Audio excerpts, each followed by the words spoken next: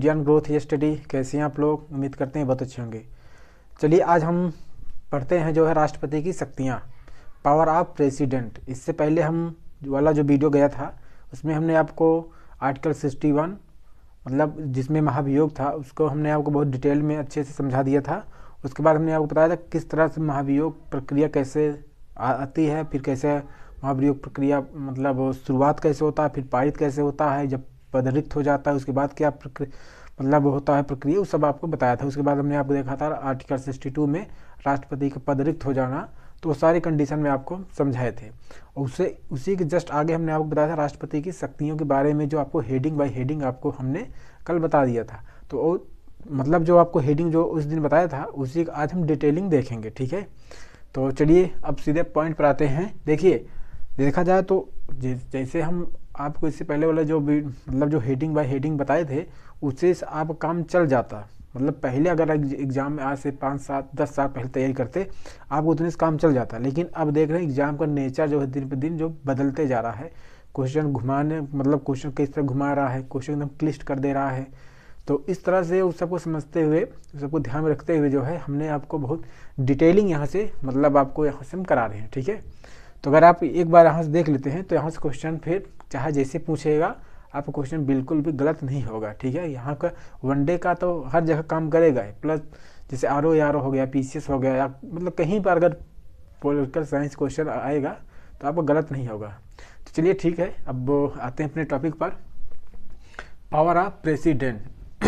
राष्ट्रपति की शक्तियाँ सबसे पहले क्या है? कार्यकारी शक्तियाँ, एग्जीक्यूटिव पावर, ठीक है। तो एग्जीक्यूटिव पावर किसे कहते हैं? जो कार्य को संचालित कराने के लिए जो शक्तियाँ मतलब राष्ट्रपति को प्राप्त हुई हैं संविधान के द्वारा, उसी की ये बात कर रहा है। तो देखा जाए कि भारत सरकार के जितने भी कार्य होते हैं वो सारे के सारे काम जो है राष्ट्रपति के नाम पर ही वो कार्य किए जाते हैं। यहाँ तक कि प्रधानमंत्री से लेकर के मतलब आप ये समझिए कि जितने भी प्रधानमंत्री या कैबिनेट स्तर की जितने भी चीज़ें होती हैं वो सब राष्ट्रपति के नाम पर ही किया जाता है। तो इसी पर देखते हैं, इसमें लिखा है भारत सरकार के सभी संबंधित जो कार्य होते हैं वो राष्ट्रपति के नाम से ही वो किए जाते हैं। जैसे आप देखते होंगे आपका जो वीजा पासपोर्ट होता होगा, आप देखते होंगे जो कार्य के संचालन है तो मतलब राष्ट्रपति के जो कार्य होते हैं उसको सुचारू रूप से या सहज रूप से संचालित कराने के लिए बहुत सारे पदाधिकारियों की राष्ट्रपति नियुक्ति करता है, ठीक है। तो उसमें कौन कौन से हैं इसको अब आपको हम डिटेल बताते हैं। तो जैसे आप सबसे पहले देखेंगे जैसे सीएजी हो गए, कैग हो गए, महान्यायवादी हो गए, सुप्रीम कोर्ट या हाई कोर्ट के जो जजेस होते हैं इनकी भी नियुक्ति होता है। चुनाव आयुक्त तो मुख्य चुनाव आयुक्त या चुनाव आयुक्त जो सदस्य होते हैं उनकी भी नियुक्ति करता है। उसके बाद आप देखेंगे जो है मतलब ऐसे बहुत सारे नियुक्तियां हैं। अब देखते हैं इसको क्या क्या है इसमें। जैसे देखिए राष्ट्रपति का कार्य संचालन है तो विभिन्न पदाधिकारियों की नियुक्ति करता है। कौन करता है? राष्ट्रपति करता है, ठीक। इसमें आप यहाँ तक आप देखिएगा जो प्रधानमंत्री की जो नियुक्ति होती है, ठीक है, प्रधानमंत्री की जो नियुक्ति होती है वो भी राष्ट्रपति ही करता है, क्योंकि प्रधानमंत्री जो होता है अपने देखा जाए तो प्रधानमंत्री एक जो है वो सदस्य होता है। हालांकि वो राज्यसभा लोकसभा किसी का भी सदस्य हो सकता है, बेसिकली अमूमन यही होता है कि लोकसभा का एक सदस्य ही होता है। लेकिन क्या होता है कि वो अपने जो और जितने भी सदस्य होते हैं उनमें से वो प्रथम हो जाता है। मतलब सारे लोग मिल करके उसको चुन लेते हैं कि हमारे मतलब हमारा नेता होंगे, तो वही फिर जाके आगे जाके प्रधानमंत्री पद की शपथ भी ले लेते हैं, ठीक है। तो चलिए जब आएगा लोग संसद की प्रक्रिया जब पढ़ेंगे तो उसको और डिटेल से बताएंगे। प्रधानमंत्री का प्रक्रिया में एक टॉपिक ही है, ठीक है। तो चलिए इसमें अब देखते हैं इसकी पावर क्या होता है। जैसे प्रधानमंत्री की नियुक्ति हो गया, ठीक। जैसे अन्य प्रधानमंत्री की नियुक्ति प्लस अन्य मंत्रियों की जो नियुक्ति होती है वो सब राष्ट्रपति ही करता है। हालांकि देखा जाए तो प्रधानमंत्री की नियुक्ति तो जो लोकसभा में बहुमत प्राप्त दल का जो नेता होगा उसी को कराएंगे, और जो अन्य मंत्री की जो नियुक्ति करते हैं वो भी प्रधानमंत्री की सलाह पर करते हैं। ये आगे आपको मिलेगा और डिटेल में, ठीक है। तो अन्य मंत्री जो नियुक्ति होती है उनके प्रसाद पर्यंत रहते हैं, ठीक। ये हो गया। और आप देखेंगे ये हो गया प्रसाद पर्यंत हो गया प्रधानमंत्री। और ये बाकी इधर जो महान्यायवादी होते हैं, ये महान्यायवादी भारत सरकार का जो पहला जो मतलब जो वकील होता है आप कह सकते हैं, महान्यायवादी जो उनका मुख्य मतलब न्यायविद होता है वो यही होता है महान्यायवादी। और इसके जो वेतन भत्ते के जो डिसाइड करता है वो राष्ट्रपति ही डिसाइड करता है कि इनका कितना मतलब वेतन वगैरह दिया जाएगा, ठीक। ये चीज़ होगा। बाकी आप देखेंगे यूपीएससी के जो अध्यक्ष होते हैं, संघ लोक सेवा आयोग के जो अध्यक्ष हो गए या उनके जो सदस्यों की नियुक्ति होती है वो राष्ट्रपति करते हैं। वित्त आयोग आप जानते होंगे कि हर 5 वर्ष में जो है जो प्रधानमंत्री होते हैं और राज्यों में जो है कर का बंटवारा करने के लिए एक वित्त आयोग की जो है वो मतलब वो गठन करते हैं। ठीक, तो ये हो गया, तो इसमें हो गया। बाकी CAG हो गया, कंट्रोलर एंड ऑडिटर जनरल, ये भी इसको भी आप पढ़ेंगे आर्टिकल 148 में 148 में इसको भी आप पढ़ेंगे, की भी नियुक्ति करते हैं। महान्यायाधीश बता दिए। बाकी मुख्य व अन्य चुनाव आयुक्त, ठीक, चुनाव आयुक्त ये हो गए, मुख्य निर्वाचन आयुक्त या अन्य जो चुनाव आयुक्त होते हैं उनकी भी नियुक्ति होती है। हाई कोर्ट और सुप्रीम कोर्ट और हाई कोर्ट के जो जजेस होते हैं उनकी भी नियुक्ति। राज्यपाल भी जो है की नियुक्ति कौन करता है? राज्यपाल की नियुक्ति भी जो है राष्ट्रपति ही करता है। तो ये भी आपका इसमें हो गया। बाकी आगे देखिएगा, SC आयोग हो गया, अनुसूचित जाति वाला आयोग हो गया, अनुसूचित जनजाति आयोग वाला हो गया। इधर जो है आप देखेंगे OBC आयोग हो गया। इनकी जो नियुक्ति होती है, ठीक है, इनकी जो नियुक्ति होती है ये भी कौन करता है? राष्ट्रपति करते हैं। बाकी इनके जो नियुक्ति के जो अध्यक्ष होता है उसकी भी जो नियुक्ति होता है वो कौन करता है?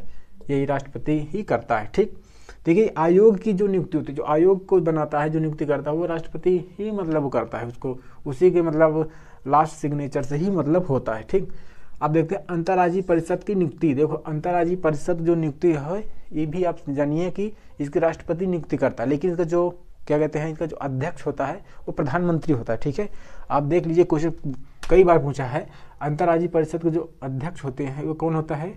वो PM होते हैं। ठीक है, ये आप जानते रहिए। आगे देखते हैं, केंद्र शासित राज्यों के जो प्रशासक होते हैं, जैसे नॉर्मल जो स्टेट होते हैं वहाँ के जो सर्वा होते हैं वो तो मुख्यमंत्री हो जाते हैं, और इसी प्रकार जो केंद्र शासित प्रदेश हो जाते हैं उनके जो मतलब जो उन पर जो प्रशासन करने का जो दायित्व होता है वो राज्यपाल के द्वारा नियुक्त किया गया, मतलब वो एक तरह से देखा जाए एक प्रशासनिक अधिकारी ही होता है। ठीक है, तो वही कह रहा है केंद्र शासित राज्यों के प्रशासक की नियुक्ति कौन करता है? वो राज्यपाल ही करता है, कौन करता है? वो राष्ट्रपति ही करते हैं। जैसे दिल्ली में हो गया, कश्मीर में हो गया, ये सब क्या है? ये सब केंद्र शासित प्रदेश है, तो वहाँ पे नियुक्ति ऐसा किया जाता है। आगे देखते हैं, राष्ट्रपति वह मतलब वह राष्ट्रपति किसी भी क्षेत्र को अनुसूचित क्षेत्र घोषित कर सकता है। ठीक, ये इसमें भी कहने मतलब है राष्ट्रपति किसी भी क्षेत्र को अनुसूचित क्षेत्र घोषित कर सकता है।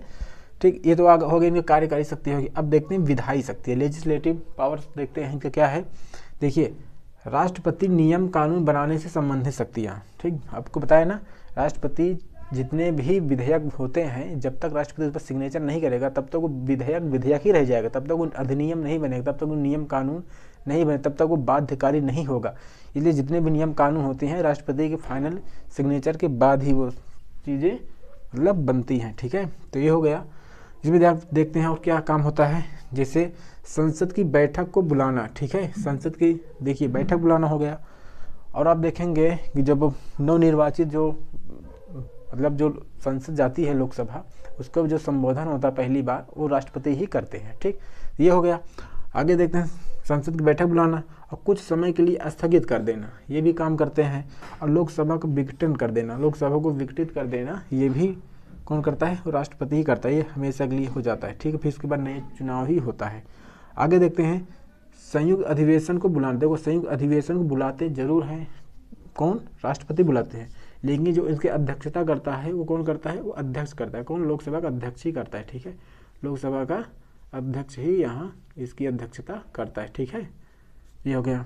अब आगे देखते हैं, आगे इसमें क्या है, जब तक राष्ट्रपति किसी विधेयक पर हस्ताक्षर न कर दे तब तक वह कोई विधेयक जो है कानून नहीं बन सकता है। ठीक, यही ना आपको पहले बता दिए कि राष्ट्रपति जब तक किसी विधेयक पर सिग्नेचर नहीं करेगा तब तक कोई भी विधेयक वो विधेयक ही रह जाएगा और तब तक वो अधिनियम या कानून नहीं बनेगा। यही इसमें ये बता रहा है। ठीक, आगे देखते हैं कुछ और है, जैसे देखते हैं अब आगे 331 आर्टिकल के तहत लोकसभा में 2 एंग्लो इंडियन को मनोनीत करने का जो पावर है, जो राइट है, वो भी राष्ट्रपति को ही दिया गया। हालांकि देखा जाए तो अब इसको वो वर्तमान संविधान में से इसको एंग्लो इंडियन वाला जो कॉन्सेप्ट है इसको भी मतलब हटा दिया गया, इसको खत्म कर दिया गया है, इसलिए इसको देखा है इसको निरस्त कर दिया गया। ठीक, तहत जो है राज्य विधानसभा में SC ST का जो आरक्षण का प्रावधान किया गया है वो राष्ट्रपति को ही ये पावर दिया गया। ठीक है, इधर हो गया। अब देखते हैं राज्यसभा में जो 12 मनोनीत सदस्य होते हैं, राज्यसभा में 12 सदस्यों का मनोनयन जो है राष्ट्रपति ही करते हैं। इसको भी हम आपको बता दिए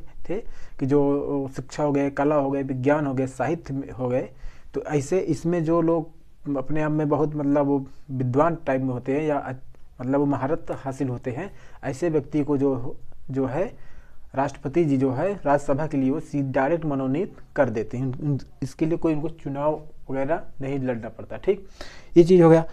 अब आगे देखते हैं इसमें क्या है। सीएजी कैग की रिपोर्ट हो गई, यूपीएससी की रिपोर्ट हो गई, यहाँ तक कि वित्त आयोग व अन्य आयोग की जो रिपोर्ट होती है इसको संसद के सामने कौन रखवाता है, वो भी राष्ट्रपति ही रखवाते हैं। ठीक, या एक चीज़ क्लियर हो गया।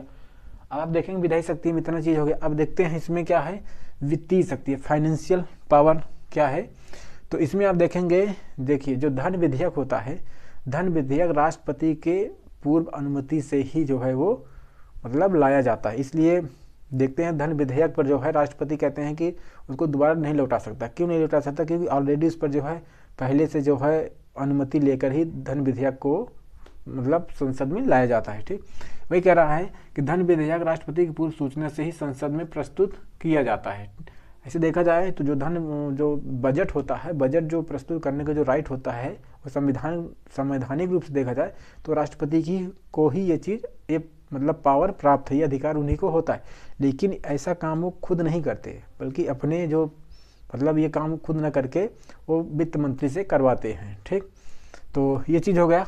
अब देखें इसी क्या कहते हैं, वह वार्षिक वित्तीय विवरण। देखिए भारत का जो संविधान है वार्षिक वित्तीय विवरण, ठीक, ये भारत संविधान आर्टिकल 112 में यही शब्द लिखा गया है। वार्षिक वित्तीय विवरण शब्द का प्रयोग जो है बजट के लिए किया गया। उसमें संविधान में कहीं पर जो बजट शब्द का कहीं भी प्रावधान नहीं किया गया। ठीक, तो ये चीज़ हो गया, ये संविधान में आर्टिकल 112 में, जब वहाँ तो पहुँचेंगे तो उसको भी बताएंगे। ठीक, या केंद्रीय बजट इसी को कहते हैं। केंद्रीय बजट को संसद के समक्ष जो प्रस्तुत करवाते हैं और राष्ट्रपति का ही ये काम होता है कराना। ठीक, हो गया। अब देखते हैं अनुदान। देखो अनुदान की कोई भी मांग हो, राष्ट्रपति की सिफारिश के बिना उसको मतलब नहीं दिया जा सकता, ये भी है। ठीक, अनुदान कोई भी हो। आगे इसमें क्या है, आकस्मिक निधि। जो आकस्मिक निधि होती है वह भारत की आकस्मिक निधि से 500 करोड़ रुपया दे सकता है। ठीक है, 500 करोड़ अगर जैसे कहीं पर जो कोई आपदा वगैरह आ गई, कहीं भूकंप आ गया, बाढ़ आ गया, सूखा आ गया, तो ऐसे जगहों के लिए राष्ट्रपति जो है 500 करोड़ रुपया अपने फंड से वो जो है वो दे सकता है। अपने फंड का सेंस है आकस्मिक फंड जो होता है वो दे सकता है। ठीक, वो बिना किसी से पूछे हुए। हालांकि इससे ज़्यादा अगर देना है तो फिर उनको जो है संसद से अनुमति लेनी पड़ेगी। ठीक, तो इधर हो गया ये क्लियर इतना। आगे देखते हैं केंद्र व राज्यों के संबंध। ठीक, केंद्र व राज्यों के मध्य जो टैक्स का बंटवारा होता है वर्तमान समय में ये 42% है। ठीक, ये कई बार क्वेश्चन पूछा गया है। ठीक, केंद्र व राज्यों के मध्य जो टैक्स का बंटवारा होता है इसके लिए जो है प्रत्येक 5 वर्ष में एक वित्त आयोग का गठन किया जाता है। ठीक, ये कौन करता है? कोई बात क्वेश्चन पूछा गया वित्त आयोग का गठन कौन करता है, तो वित्त आयोग का गठन जो होता है वो करता है कौन? राष्ट्रपति महोदय करते हैं। ठीक, ये चीज़ आप इतना जानते रहिए। अब आगे देखते हैं। अब देखिए क्योंकि क्वेश्चन अब जो मिलाने को मतलब पूछता है उसमें दे देगा, इधर दे देगा वित्त आयोग को दे देगा, वित्त आयोग की नियुक्ति कौन करता है, इधर दे देगा जो है महान्यायवादी की नियुक्ति कौन करता है। ठीक, इधर कोई दे दिया यूपीएससी आयोग का अध्यक्ष नियुक्ति कौन करता है। बाकी इसमें और कोई एक दे देगा जो है कि राज्य निर्वाचन आयुक्त की नियुक्ति कौन करता है। तो ऐसे दे देगा, उसे पूछेगा इसमें कौन सा राष्ट्रपति नियुक्ति नहीं करता। अगर आपको हर चीज़ क्लियर रहेगी तो वो आपको मालूम हो जाएगा। ठीक, आप क्वेश्चन कर लेंगे। अब देखते हैं न्यायिक शक्तियाँ। देखिए जुडिशियल पावर क्या है, जुडिशियल पावर। ठीक है, तो इसमें जुडिशियल पावर में देखा जाए तो कई सारी शक्तियाँ होती हैं। देखिए पहली बात तो ये आप समझिए, जुडिशियल पावर में कहने का सेंस है जैसे हाई कोर्ट हो गया या सुप्रीम कोर्ट हो गए, जो इनके जजेस की नियुक्ति होती है, जो जजेस जो नियुक्ति होती है फाइनली जो है राष्ट्रपति के सिग्नेचर के तहत ही वो चीज़ें होती है। ठीक, हालांकि वो औपचारिक मात्र होती है लेकिन वहाँ भी इनका रोल होता है। इस तरह आप कह सकते हैं कि सुप्रीम कोर्ट या हाई कोर्ट के जो मुख्य जज होते हैं या जो अन्य जजेस होते हैं उनकी जो नियुक्ति होती है वो राष्ट्रपति के माध्यम से ही वो उनकी नियुक्ति होती है। ठीक, हालांकि देखा जाए कोलिजियम सिस्टम का उनका अलग अपनाव है। जब वहाँ पहुँचेंगे न्यायालय में, जब न्यायालय आएगा आर्टिकल 124 तो उसको बढ़िया से पढ़ेंगे। लेकिन इतना आप जानिए कि राष्ट्रपति और हाई कोर्ट या सुप्रीम कोर्ट जो जजेस होते हैं उनकी नियुक्ति में जो है राष्ट्रपति का रोल होता है, ठीक है, उन्हीं को शपथ दिलाते, कहने का सेंस ये है। दूसरा आप समझिए, जो राष्ट्रपति महोदय हैं ये सुप्रीम कोर्ट के या हाई कोर्ट के जो भी जजेस होते हैं वो किसी भी फैक्ट को लेकर या किसी भी विधि पर जो है वो कोर्ट से या किसी जज मतलब मुख्य जज से मतलब मुख्य न्यायाधीश से या सीजीआई से वो जो है उस पर जो है सलाह मांग सकते हैं, वो उस पर अपनी राय विचार मांग सकते हैं। हालांकि जो विचार उधर से सीजीआई महोदय या चीफ जस्टिस ऑफ इंडिया देंगे उस राय को मानने के लिए राष्ट्रपति महोदय बाध्य नहीं है। उधर देखा जाए तो जो राय राष्ट्रपति महोदय जी मांगेंगे सुप्रीम कोर्ट के जज से, कहने मतलब सीजीआई से, वो भी राय देने के लिए भी बाध्य नहीं है, ठीक। यही कहने का मतलब है कि सुप्रीम कोर्ट का जो जज हैं वो उनको मतलब सलाह देने के लिए वो बाध्य नहीं है, वो उनको मानने के लिए भी बाध्य नहीं है। यहाँ देखा जाए तो दोनों जगह पावर को जो है पूरा बैलेंस किया गया है, ठीक है। तो ये चीज़ हो गया। बाकी आगे हालांकि और बहुत सारी चीज़ें हैं जो कार्यकारी जो जजेस की नियुक्ति होती है उनमें भी जो राष्ट्रपति का रोल होता है, ठीक। जैसे होता है कि जैसे हाई कोर्ट में किसी जजेस की संख्या को बढ़ाना हुआ तो वहाँ पर जो राष्ट्रपति के माध्यम से ही बढ़ाया जाएगा, लेकिन जब वहीं सुप्रीम कोर्ट में जजेस की मतलब संख्या को बढ़ाना होगा तो वहाँ पर जो है संसद की अनुमति की जरूरत पड़ेगी, ठीक। तो इस चीज़ आप जानते रहिए। तो ये चीज़ हो गया। अब चलिए देखते हैं कुछ इनको जो न्यायिक शक्तियाँ प्राप्त है, स्पेशली देखा जाए तो आर्टिकल 72 मतलब आर्टिकल 72 के तहत कुछ इनको क्षमादान शक्तियाँ प्राप्त हैं। इसमें देखा जाए तो 5 प्रकार की शक्तियाँ इनको दिया गया है।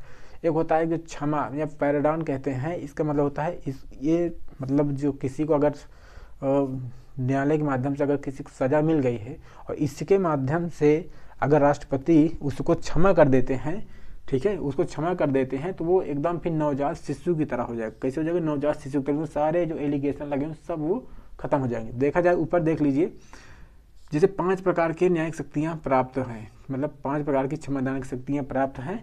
हालांकि ये जो शक्तियाँ प्राप्त है वो गृह मंत्रालय की सलाह पर ही वो राष्ट्रपति जी किसी की सज़ा को कम कर सकते हैं, ठीक, या माफ़ कर सकते हैं। बिना गृह मंत्रालय की परमिशन को नहीं कर सकते, ठीक।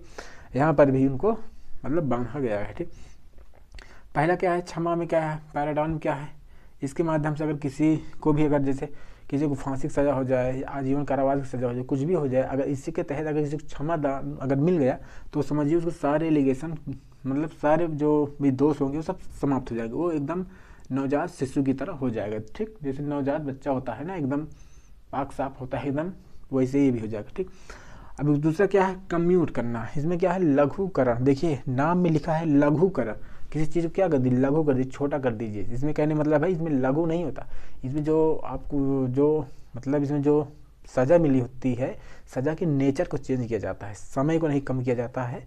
तो जैसे किसी को मतलब फांसी की सज़ा मिली हुई है तो उसको कह देंगे, उसके नेचर को बदल देंगे, तो फांसी की सज़ा आजीवन कारावास कर देंगे।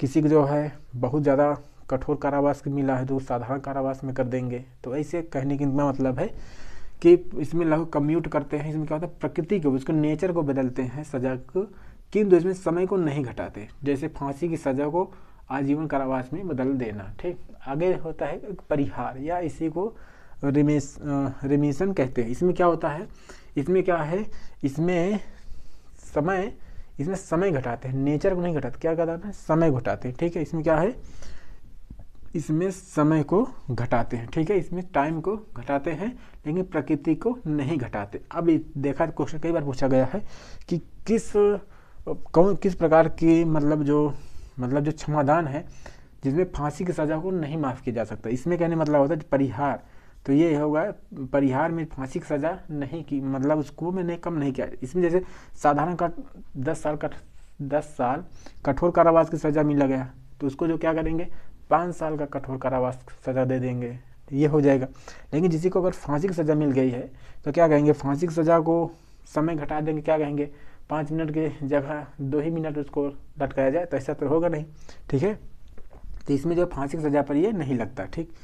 आगे देखते हैं विराम या रिस्पाइट। इसमें कहते हैं मतलब होता है, इसमें जैसे किसी कैदी को स्वास्थ्य की वजह से उसकी सज़ा पर कुछ समय के लिए विलम्ब लगा देना, रोक लगा देना, उसी को कहते हैं मतलब रिस्पाइट, ठीक, या इसी को विराम कहते हैं, ठीक।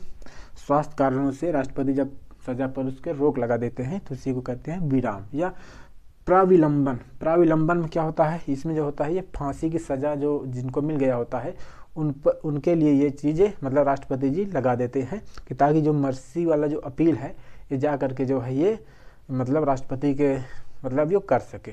ठीक है, इसीलिए लगाया जाता है। जैसे कोर्ट ने कह दिया इनको सज़ा फांसी सुनाया गया किसी को, तो उस पर जो है मतलब ये राष्ट्रपति महोदय लगा देते हैं ताकि वो मर्सी वाली अपील यहाँ कर सके। ठीक है, ये चीज़ हो गया, 5 तो हो गए। अब आगे देखते हैं सुप्रीम कोर्ट के जो राष्ट्रपति महोदय होते हैं इनको चाहे सिविल न्यायालय हो मतलब सिविल कोर्ट या सेना का भी अपना एक न्यायालय होता है, उसको जो है मार्शल कोर्ट कहते हैं, या सैन्य न्यायालय या सिविल न्यायालय, दोनों प्रकार के जो भी अगर सज़ा अगर किसी को सुनाया गया है तो उसमें दोनों सज़ाओं को माफ़ जो है राष्ट्रपति महोदय कर सकते हैं। ठीक है, हालांकि राज्यपाल को भी सज़ा माफ़ करने का अधिकार है, लेकिन वो फांसी की सज़ा को वो माफ़ नहीं कर सकता, या सैन्य न्यायालय के तहत जो किसी अगर सज़ा दिया गया तो उसको भी वो माफ़ नहीं कर सकता है। आगे इसमें है, जैसे आप देखेंगे इस मामले में देखा जाए तो राष्ट्रपति या हमारे यहाँ के मतलब भारत के राष्ट्रपति जो है अमेरिका के राष्ट्रपति से ज़्यादा पावरफुल हो जाते हैं, क्योंकि अमेरिका के राष्ट्रपति जो है सिविल न्यायालय के जो कानून के सिविल न्यायालय के जो मतलब सज़ा होता है उसको तो माफ़ कर सकता है, लेकिन वो सैन्य न्यायालय के द्वारा दिया गया सज़ा को माफ़ नहीं कर सकता। इसी के तहत देखा जाए अभी जो ट्रंप महोदय जो चुनाव जीत गए हैं, अभी शपथ लेने वाले हैं 20 तारीख को, तो उसमें अगर देखिए अगर चुनाव एक बार वो शपथ ले लेते हैं, अगर उनको फिर बाद में सज़ा कुछ एलिगेशन भी लगा हुआ है, शायद उस पर जब भी मतलब फैसला आ जाए, अगर वो मान लीजिए राष्ट्रपति बन गए और उसके बाद फिर भी अगर कोई सज़ा सुनाया जा रहा है कोर्ट के माध्यम से, तो अपनी सज़ा वो खुद ही माफ़ कर सकते हैं।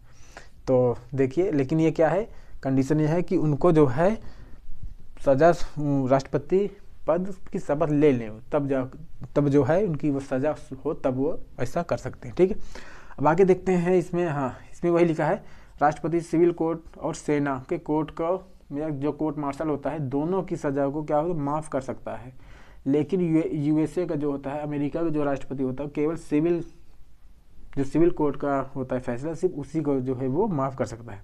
राज्यपाल भी सज़ा माफ़ कर सकता है, लेकिन फांसी की सज़ा उस सैन्य न्यायालय की सज़ा को माफ़ नहीं कर सकता। ये चीज़ें हो गए। अब आगे देखते हैं सैन्य न्यायालय, सैन्य शक्तियाँ आती है, जिसमें देखते हैं मिलिट्री पावर में क्या होता है, जैसे तीनों सेना के जो प्रमुख होते हैं उनकी जो नियुक्ति होता है वो राष्ट्रपति ही करते हैं। जैसे जल सेना हो गए, थल सेना हो मतलब नेवी हो गई, थल सेना हो गया, और इधर वायु सेना हो, इनके जो अध्यक्ष होते हैं, प्रमुख होते हैं, उनकी जो नियुक्ति होता है वो राष्ट्रपति ही करते हैं, राष्ट्रपति जी करते हैं। और इसी तरह देखा जाए तो तीनों सेनाओं के जो कमांडर होते हैं, जो सर्वोच्च होते हैं, सर्वोच्च सेनापति राष्ट्रपति होते हैं। ठीक, तो तीनों सेनाओं का प्रमुख व उनके प्रमुखों की नियुक्ति जो राष्ट्रपति करते हैं। अतः किसी देश से युद्ध करना हो या विराम लग की घोषणा करना होता है तो राष्ट्रपति ही करते हैं। हालांकि ये सब जो करते हैं वो संसद की सलाह पर ही वो करते हैं, अपने मन से ऐसा कुछ नहीं करते। ठीक, आगे देखते हैं राजनैतिक शक्तियाँ। राजनैतिक शक्तियाँ इसमें क्या, डिप्लोमेटिक पावर। इसमें क्या होता है, भारत का राजदूत किसी दूसरे देश में जा रहा है तो उसको भेजने का जो काम होता है वो राष्ट्रपति से परमिशन लेकर ही वो जाता है। विदेश से अगर कोई राजदूत भारत में आता है तो उसको रिसीव करने का काम जो होता है तो अनुमति जो देते हैं उसको राष्ट्रपति देते हैं। हालांकि रिसीव नहीं करने जाएंगे, अनुमति देते हैं कि हाँ आप हमारे देश में आप राजदूत बन के आ सकते हैं। ठीक, वही इसमें है कि भारत के राजदूत को विदेश भेजना तथा विदेशी राजदूत को भारत आने की अनुमति देना। ठीक है, ये काम हो राष्ट्रपति का। आगे क्या है, विदेश जाने वाले जो मंत्री होते हैं वो राष्ट्रपति से अनुमति लेकर ही वो जाते हैं। ठीक, ये चीज़ें तो हो गई इतना। अब देखते हैं आगे क्या, आपातकाल। देखिए आर्टिकल 18 में आप स्पेशली पढ़ेंगे, भाग 18 में आप स्पेशली पढ़ेंगे जो है आपातकाल वहाँ है, वहाँ आपको बहुत डिटेल से अच्छे से समझाया जाएगा। लेकिन यहाँ पर भी आपातकालीन को कुछ शक्तियाँ प्राप्त हुई हैं, आपको थोड़ा संक्षेप में और थोड़ा बहुत समराइज करेंगे, बहुत ज़्यादा नहीं तो बहुत मतलब फिर यहाँ भी पढ़ लेंगे फिर वहाँ भी अलग से पढ़ना पड़ेगा, इसलिए थोड़ा देख लीजिए। आपातकालीन शक्तियाँ कुछ प्राप्त होती हैं। ठीक, आपातकालीन पहले क्या होता है, राष्ट्रीय आपात हो गया। राष्ट्रीय आपात में क्या होता है कि जैसे कोई बाहर देश से कोई हमला कर दे, जैसे चाइना हमला किया था 1961 में, ठीक है, या पाकिस्तान हमला कर दे, या मतलब कोई भी अगर बाहरी शत्रु देश अगर भारत पे कोई अटैक कर देता है, या और भी होता है कि भारत में अगर कोई सशस्त्र विद्रोह हो जाए, जैसे किसान आंदोलन चल रहा है, अगर वही सब लोग मतलब बंदूक वगैरह ले करके अगर सशस्त्र विद्रोह कर दे, तो इस आधार पर जो है भारत देश में राष्ट्रीय आपात लग सकता है। ठीक है, जब अगर ऐसा होगा तो 352 के तहत लगेगा। इसमें क्या होगा फिर इसमें जब लगेगा, राष्ट्रपति जब घोषणा करेंगे वो राष्ट्रपति महोदय, तो 30 दिन के अंदर लोकसभा से जो है 30 दिन के अंदर लोकसभा से अनुमोदन कराया जाएगा। यदि मान लीजिए इस बीच जो है लोकसभा विघटित है, नहीं है, तो लोकसभा तो राज्यसभा तो अकेले कर देगी, लेकिन जब भी लोकसभा का चुनाव हो जाएगा, जब भी आएगी, तो उसको 30 दिन के अंदर उसको भी अनुमोदन करना पड़ेगा। इस तरह से देखा जाए तो जब राष्ट्रीय आपात लगेगा तभी वो लग जाएगा। इस तरह से एक बार जब वो होगा तो 6-6 माह करके ये अनंत समय तक ये लगाया जा सकता है। ठीक है, अनंत समय तक ये लगाया जा सकता है इस तरह से। ठीक है, इसमें क्या होगा, जब 352 लगता है तो 358 ऑटोमेटिक 358 भी लग जाए, 358 और 359 मतलब 359 ये दोनों आर्टिकल अपने आप लग जाते हैं। 358 में क्या है, जब 358 जो लगता है तो इसमें क्या होता है, जो आर्टिकल 19 के तहत आपको जो फ्रीडम, जो बोलने की स्वतंत्रता मिली है, वो सब जो है सस्पेंड हो जाएगा। ठीक, आगे जब 359 लगेगा, इसमें देख आपको लिख देते हैं, इसमें जब लगेगा तो 358 भी एक्टिव हो जाएगा। ठीक है, 358 आएगा तो 19 के तहत जितनी भी स्वतंत्रता मिली उसको ख़त्म कर देगा। फिर जब 359 लगेगा तो ये जो होगा 19-20 आर्टिकल 19-20 को छोड़ करके, सॉरी 20-21 को छोड़ करके, आर्टिकल 20 और 21 को छोड़ करके सारे आपके जो मूल अधिकार हैं वो सब सस्पेंड कर दिए, वो सब स्थगित कर दिए जाएंगे। ठीक है, तो इस चीज़ आप जानते रहिए। तो ये सब बहुत जो है, इससे क्या होता है, इससे देश का जो संघीय ढांचा होता है वो एकदम चरमरा जाता है, वो सब जो है अस्त व्यस्त हो जाता है। इसलिए जो है ये बहुत खतरनाक होता है। हालांकि देखा जाए तो अभी तक 3 बार हमारे यहाँ राष्ट्रीय आपात लग चुका है, 1961 में, 1965 और 1971 में। ठीक है, 3 बार लगा है, तो इतना आप जानते रहिए। आगे देखते हैं। हाँ, इसमें जो है 352 में पहली बार जो है मंत्रिमंडल शब्द का इसमें प्रयोग भी किया गया। कई बार क्वेश्चन पूछा गया तो किस आर्टिकल में जो है मंत्रिमंडल शब्द का प्रयोग किया गया है। 352 आर्टिकल में जो है मंत्रिमंडल शब्द का प्रयोग किया गया है। ठीक है, तो ये जो लगता है ये राष्ट्रीय आपातकाल, ये मंत्रिमंडल की लिखित सलाह से ही मतलब लिखित सिफारिश पर वो लगता है। अगर राष्ट्रपति महोदय मंत्रिमंडल की बिना सिफारिश से अगर घोषणा कर देती हैं तो इसकी जांच जो है सुप्रीम कोर्ट में किया जा सकता है। ठीक, देखिए आगे जब आएगा आपातकाल जिसको बढ़िया से आपको और अच्छे डिटेल से बताएंगे, बस अभी आप इतना ही जानते रहिए। ठीक, अब आगे देखते हैं राष्ट्रपति का शासन। राष्ट्रपति शासन इसी कहते हैं राजकीय आपातकाल। ये जो आर्टिकल किसमें है, आर्टिकल 356 में है। इसमें क्या होता है, इसमें लिखा गया है आर्टिकल 355। ठीक है, 355 में कहा गया है कि प्रत्येक राज्य का जो शासन होगा वो संविधान के अनुरूप होगा, मतलब संविधान के अनुसार होगा। इसका मतलब होता है कि प्रत्येक राज्य में जो शासन करेगा वो बहुमत प्राप्त दल ही वो करेगा। ठीक है, तो इसमें क्या होता है, जैसे ये तो होगा 355 वाला, बहुमत प्राप्त दल का भी शासन होगा। तीसरा आगे है, इसमें क्या है 365 है। 365 में क्या है कि जो राज्य होते हैं ये केंद्र की जो है समय समय पर सलाह और सिफारिशें मानते रहेंगे। अगर उसके सिफारिशें नहीं मानेंगे तब भी इस आधार पर जो है राज्यों में जो है राजकीय आपात लगाया जा सकता है, और उनके जो भी चुनी हुई सरकार होगी, जो मुख्यमंत्री होंगे, उनको बर्खास्त किया जा सकता है। हालांकि इसको बहुत सारा मिसयूज पहले होता था। कब, जब केंद्र में एक ही मतलब पार्टी होती, जब कांग्रेस होती थी, उसका मतलब दबदबा रहता था, तो ठीक है, दबदबा रहता था पूरा, उसका होता था क्या कहते हैं, पूरा बहुमत प्राप्त होता था। राज्य अगर जहाँ पर उनके अकॉर्डिंग सरकार नहीं होती थी तो उस पर क्या करते थे, यही सब एलिगेशन लगा कर वहाँ की सरकारें बर्खास्त कर देते। लेकिन बाद में क्या हुआ, 1990 के आसपास भी क्षेत्रीय पार्टियाँ वो भी उभरने लगी फिर। ठीक है, जैसे यूपी में आप सपा देखेंगे या बसपा देखेंगे, ऐसे बंगाल वगैरह में जब मतलब क्षेत्रीय पार्टी जब मतलब वो भी अपना अस्तित्व बनाने लगी, वो भी जब केंद्र की सरकार में बिना उनके मतलब सहयोग के सरकार नहीं मतलब बनना संभव हुआ, तब जाकर इसमें थोड़ा कमी आई। फिर अब तो देख रहे हैं तो बहुत मतलब ये रिलैक्स है। अभी तो ये सब चीज़ बहुत मुश्किल से ये चीज़ होता है। और पहली बार देखा जाए तो ये 356 जो पहली बार लगा था 1951 में लगा था। कहाँ? 1951 में लगा था पेप्सू राज्य पंजाब में ये लगा था। क्वेश्चन कई बार पूछा गया, ठीक है। तो इसमें क्या हो, जब राजकीय आपात लग जाएगा तो इसमें क्या होगा, कि जी जो मुख्यमंत्री होंगे उनके वो तो फिर निल हो जाएंगे, उनकी कोई शक्तियाँ नहीं हो, शक्तिहीन हो जाएंगे। उनकी जगह क्या होगा, वो क्या होगा, जो राज्य में राज्यपाल जी, जो मुख्य जो राज्य क्या कहते हैं, जो राष्ट्रपति के जो है जो प्रतिनिधि बन के बैठे वो सारे काम वो करने शुरू कर देंगे। क्या होगा, इसमें राज्य का जितना बजट होगा वो सब केंद्र के हाथ तक चल जाएगा, वो सब प्रस्तुत करना शुरू कर देगी। और देखेंगे तो इसमें राज्य की जो भी शक्तियाँ होंगी, जो जिसमें जितने भी इनके विषय होंगे उस पर कानून कौन बनाएगा, फिर संसद बनाने शुरू कर देगी। हालांकि ऐसे समय में जो भी वो कानून बनाएंगे उनकी वैलिडिटी सिर्फ 1 ही साल की होगी, ठीक। तो चलिए बस इतना आप समझिए, इसके बाद फिर जब पहुँचेंगे यहाँ और डिटेल से आपको बताएंगे, ठीक। इसमें क्या होता है, फिर वही किसी अगर 355 365 आर्टिकल के तहत अगर कुछ उल्लंघन हो रहा है तो इसमें क्या होगा कि राज्यपाल इसकी सूचना किसको देगा, राष्ट्रपति को देगा। फिर राष्ट्रपति क्या करेगा, उस रिपोर्ट को संसद में रखवाएगा, फिर उस पर जो क्या होगा, मतदान कराकर बहुमत से क्या करेंगे, पारित करा देंगे। और एक बार पारित लोकसभा से कराएंगे, अगर लोकसभा विघटित है तो फिर वही क्या होगा, लोकसभा अगर विघटित है तो जब भी चुनाव होगा फिर 60 दिन के अंदर कि दोनों जगह से पारित, मतलब लोकसभा से पारित हो जाएगा, राज्यसभा से पहले पारित हुआ ही है। तो ये भी मतलब एक बार में 6 माह करते हुए ये भी मैक्सिमम 3 वर्षों तक ये भी लगाया जा सकता है। ये भी 3 वर्ष तक ये भी मैक्सिमम एक बार में लगाया जा सकता है, ठीक है।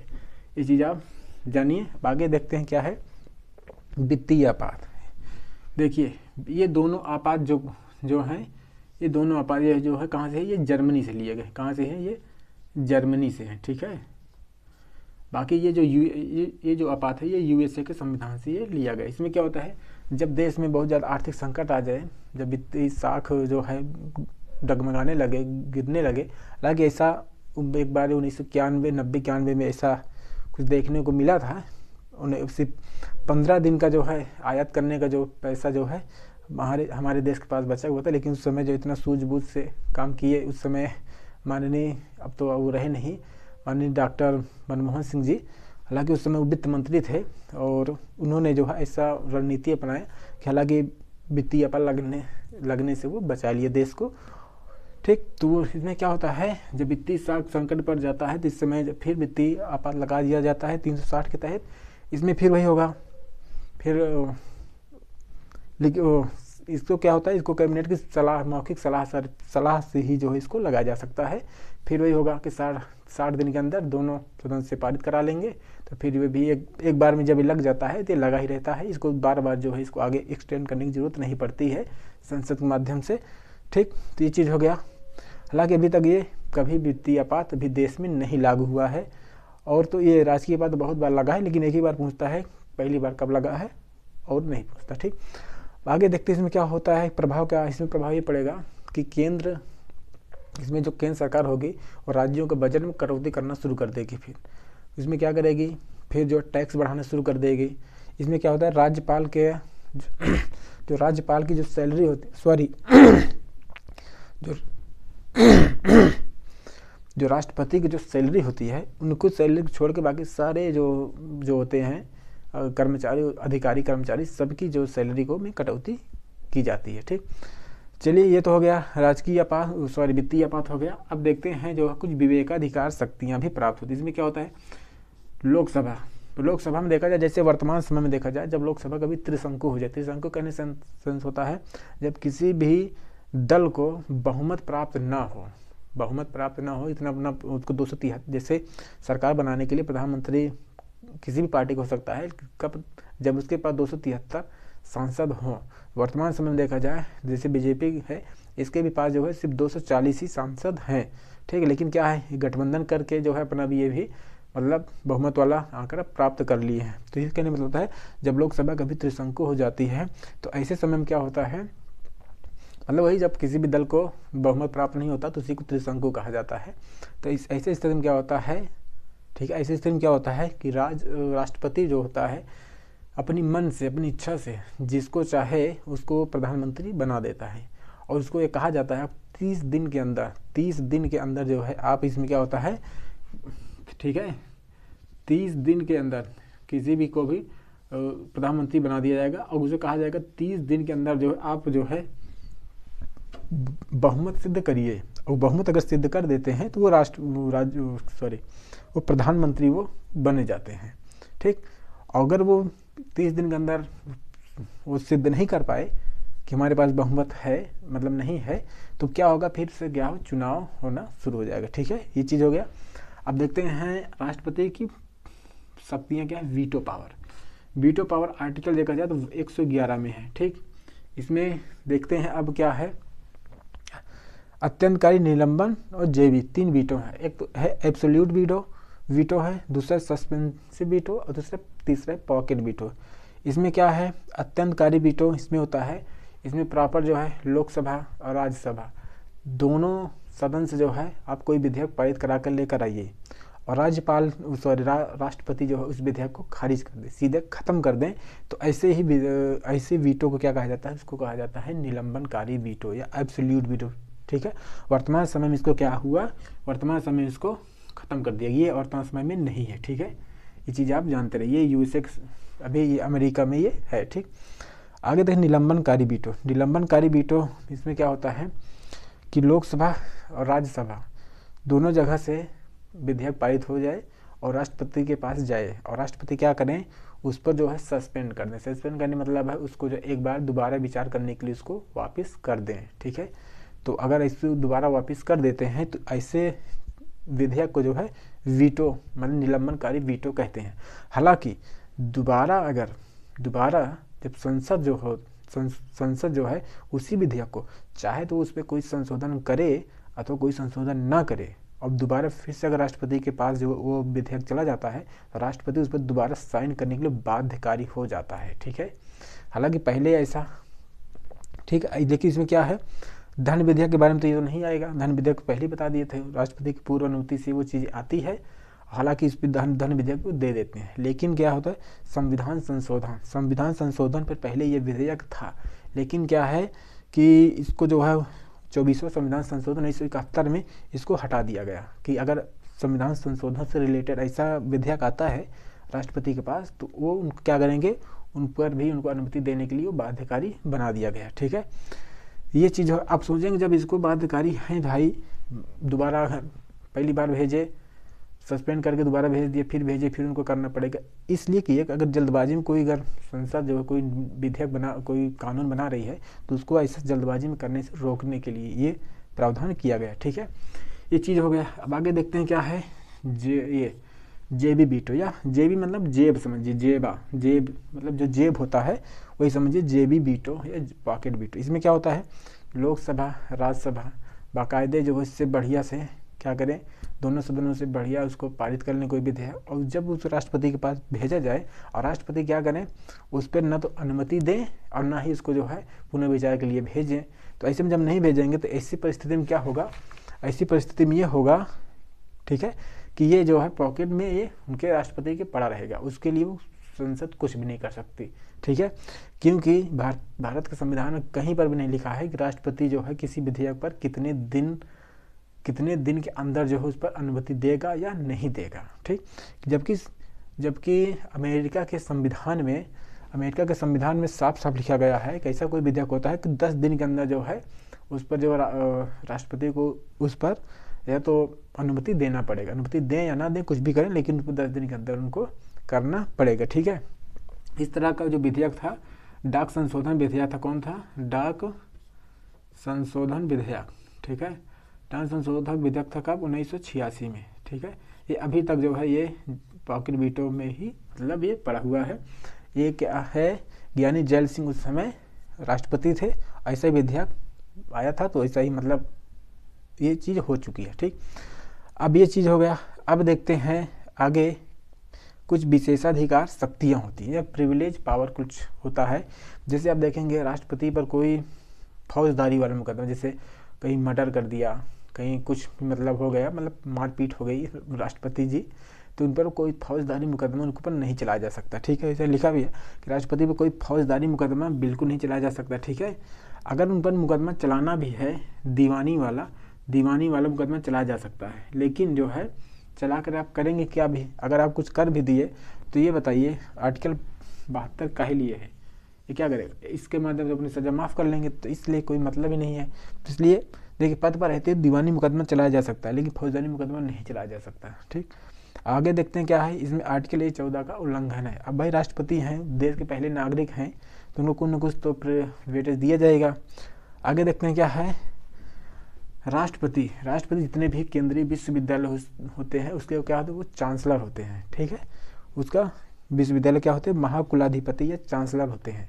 और हालांकि चांसलर होते हैं, बाकी जो वाइस चांसलर होता है वो हर विश्वविद्यालय का अपना अलग अलग वो नियुक्त कर देते हैं।